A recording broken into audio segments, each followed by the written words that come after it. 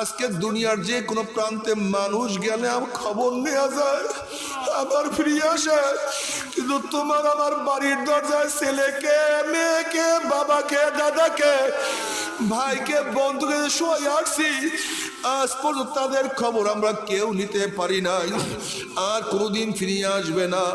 ঠিক আমরাও যখন দুনিয়ার থেকে বিদায় হয়ে যাব, আমাদের খবরও কেউ নিতে পারবে না, আর দুনিয়াতে ফিরিয়ে আসবো না। যদি আমার মাওলায় তোমার আমার খবর নাই নাই, নবী আলাইহিস সালাতু ওয়াস সালাম ফরমান, কোন নাফরমানের কবরের দুই পাশের মাটি এত জোরে চাপ মারবে, চাপে চড়ে এক পাথরের হাঁটি আর এক পাথরে লাগাইয়া ফালাইবে। কোন মোল্লা মৌলবীর কিরসা কাহিনী না, জনাব মুহাম্মদুর রাসূলুল্লাহ সাল্লাল্লাহু আলাইহি ওয়াসাল্লাম ফরমান, কোন নাফরমানের কবরের মধ্যে একটা নয়, দুইটা নয়, 99টা সাপ জমা হইয়া যাবে।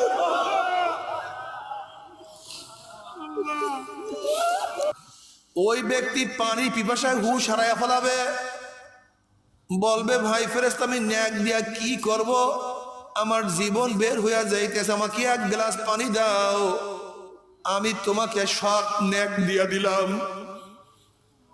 যখনই সমস্ত ন্যাকের পরিবর্তে এক গ্লাস পানি হাতের মধ্যে নিবে, অমনি আমার মাওলায় ডাক দেবে, হে বান্দা থাম, তোর 1000 বছর ন্যাকের পরিবর্তে মাত্র এক গ্লাস পানি তুই ক্রয় করছো, আর তোর হায়াতের জিন্দেগিতে আমি মাওলা পাক রব্বুল আলামিন লক্ষ লক্ষ গ্লাস পানি পান করাইছি।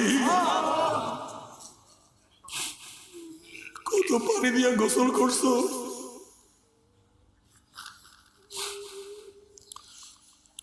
কত পানি অপচয় করছো, তোকে লক্ষ লক্ষ কোটি কোটি গুণ কোটি কোটি গ্লাস পানি পান করাইছি, এর মোকাবেলায় তুই আমাকে কি দিবি?